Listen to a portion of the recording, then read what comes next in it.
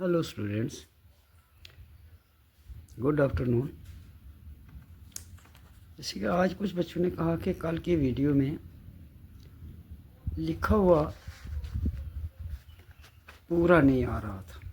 वो मैंने कंप्यूटर से निकाला था लेसन, लेकिन कंप्यूटर में लफ्ज़ बड़े आए और वो पूरा आपको स्क्रीन पर नज़र नहीं आए।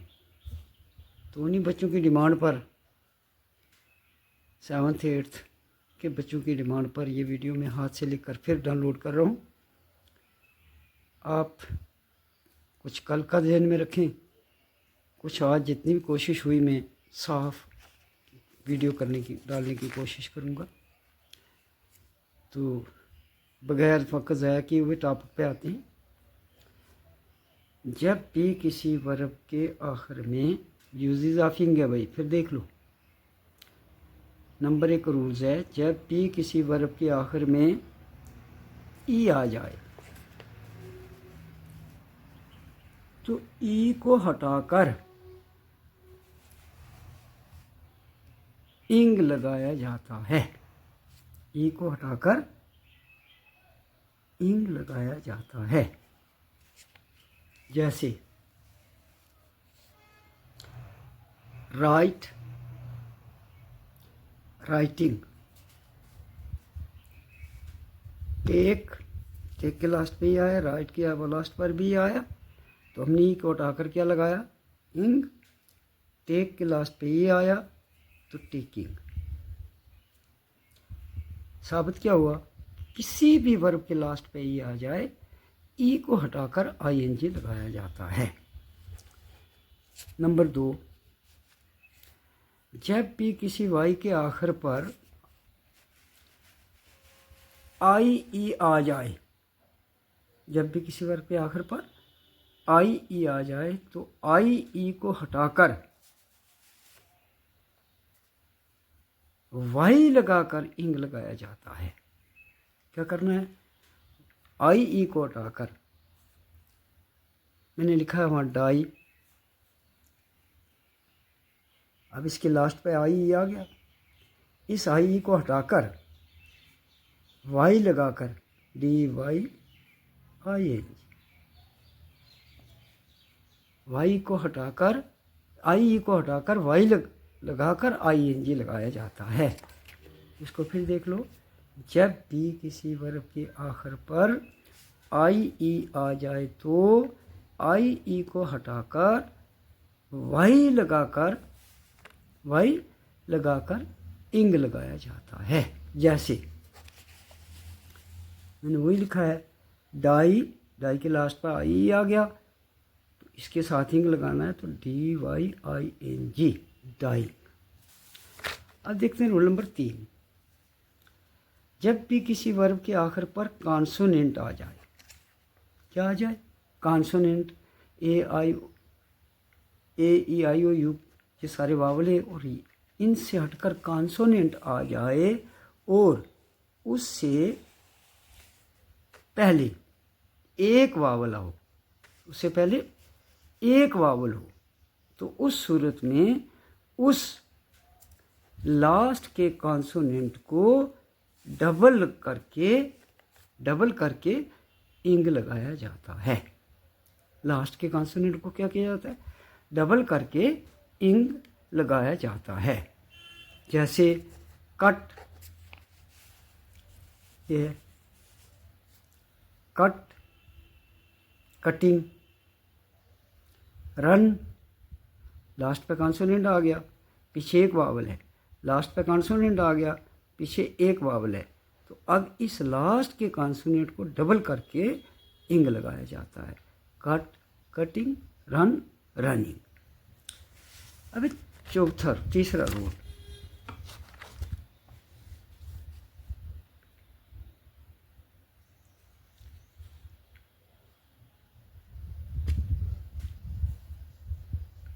जब किसी वर्ब के आखिर पर कॉन्सोनेंट आ जाए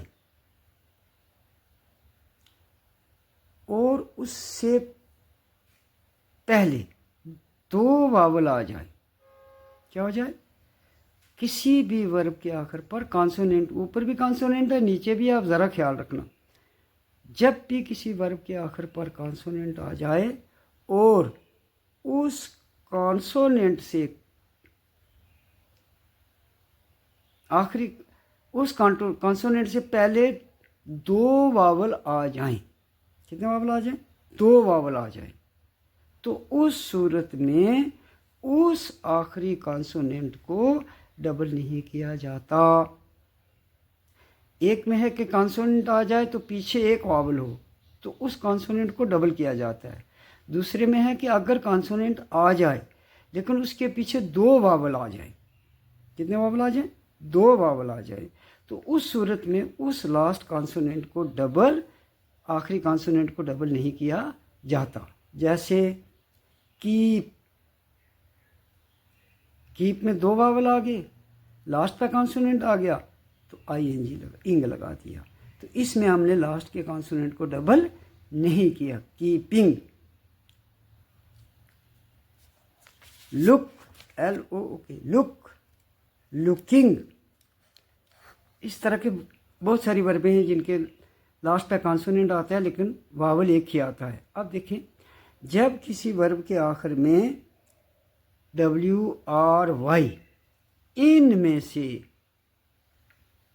कोई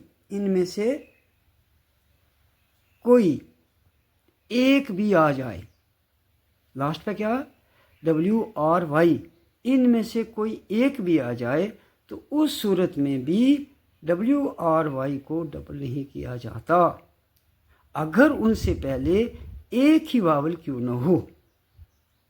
WRY जो है अगर ये आ जाए आखिर वर्ब के आखिर पर और उनके पीछे एक वावल भी हो तब भी वो डबल नहीं होंगे। या ये तीन वर्ड या लेटर याद रखने, WRY। प्ले, लास्ट पे कॉन्सोनेंट आ गया, पीछे एक वावल आ गया। पहले रूल में हमने देखा कि पीछे एक वावल होगा तो लास्ट का कॉन्सोनेंट डबल होगा, लेकिन यहाँ कंडीशन है कि WRY इनमें से एक भी आ जाए तो वो लास्ट पे डबल नहीं होगा। जैसे प्ले, प्लेइंग, आंसर, आंसरिंग। ये था यूजेस, इंग को यूज़ करना वर्ब के साथ, इंग को यूज़ करना वर्ब के साथ। अब यही इंग वाली जो वर्ब है इसका यूजेस कल मैंने डाला था लेकिन बच्चों ने कहा कि वो साफ नहीं नज़र आ रहा है, तो इसमें देखें ज़रा, मैंने शक्ल भी बनाई है, आप इसको गौर से देखें। डिफरेंट यूजेस ऑफ इंग। एक ही इंग जो है, इंग वाली वर्ब जो है, इंग वाली वर्ब, इंग वाली वर्ब मीन्स इसको जिंड वर्ब भी कहते हैं और fourth form of the verb भी कहते हैं। ये हमें तीन मीनिंग देती है। एक जगह पर वर्ब दे रही जिससे काम साबित हो, एक जगह पर नाउन दे रही है, एक जगह पर नाउन और एक जगह पर adjective. Verb as a verb, as a noun, as an adjective. अब देखना है कि ये नाउन किस जगह पर होगा, एडजेक्टिव किस जगह पर होगा और नाउन वर्ब किस जगह पर होगा। नंबर एक, जब भी इंग वाली verb means fourth form of the verb से पहले एक्सिलरी वर्ब आ जाए तो उस सूरत में वो इंग वाली verb fourth form of the verb होगी, मीन्स कंटिन्यूज का काम करेगी। जब when fourth form of the verb is carry on by an auxiliary verb. Auxiliary verb clear है, is, am, are, was, were, will, shall. जब ये पहले आ जाए इनमें से कोई एक भी, तो उस वक्त ये किसका काम करती है, वर्ब का काम करती है, कंटिन्यूस टेंस का काम करती है। अब जब भी इस इंग वाली verb means fourth form of the verb या जिंड वर्ब से किसी दूसरी मेन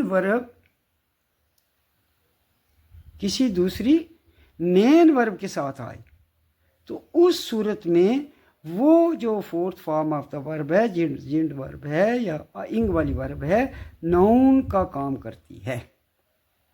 कब? जब इससे पहले एक मेन वर्ब और हो। अब मेन वर्ब क्या होती है? जिसे हमें काम का पता चले। एक्सिलरी वर्ब क्या होती है? Which trace out tense, which denotes for tense, जो वक़्त के लिए लगाई जाती है। तो इसके लिए है कि जब भी इस इंग वाली वर्ब से पहले किसी दूसरी मेन वर्ब के साथ आए, ये जब इंग वाली वर्ब किसी दूसरी मेन वर्ब के साथ आए तो उस वक़्त ये नाउन का काम करती है। जैसे आई लाइक प्लेइंग। अब playing fourth form of the verb है, आप देख लें, जिंड वर्ब है, इससे पहले मेन वर्ब आ गई। अब ये कंटिन्यूज वर्ब का काम नहीं करेगी, ये नाउन का काम करती है, क्योंकि ये एक तो ऑब्जेक्ट की जगह आई है। Subject I, like verb, object playing.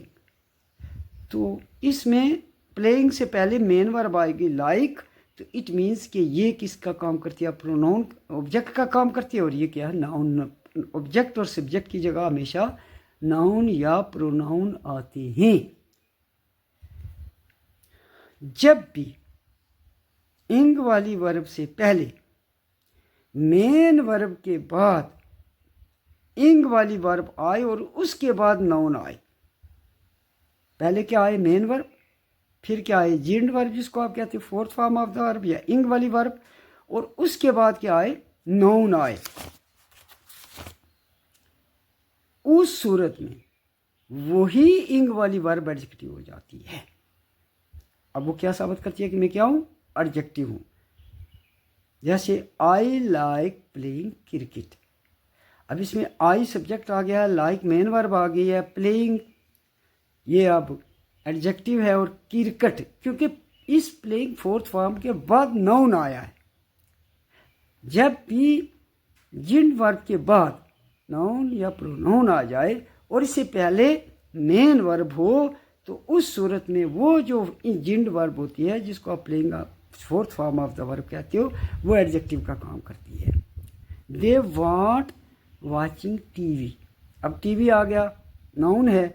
Watching अब क्या है? पीछे मेन वर्ब है, तो अब fourth form of the verb लगी हुई है इसके साथ, तो अब ये क्या है? एडजेक्टिव है। She love dancing her baby. Her baby जो है ये प्रोनाउन आ गया, हर बेबी ऑब्जेक्ट आ गया है। डांसिंग क्वालिफाई कर रहा है किसको? हर बेबी को। तो इसमें क्या है? ये एडजेक्टिव है, क्योंकि पीछे लव मेन वर्ब है। मैं 7th 8th के बच्चों से रिक्वेस्ट करता हूँ कि ये टॉपिक तैयार करके सुबह आना है। मैं पूरा इन रिटन भी देखूंगा और इसकी टेस्ट भी लूँगा। यूजेस ऑफ इंग और different uses of ing as a noun, as a verb, as an adjective. तो थैंक्स, मिलते हैं दूसरी वीडियो में, तब तक इजाज़त दें। गुड।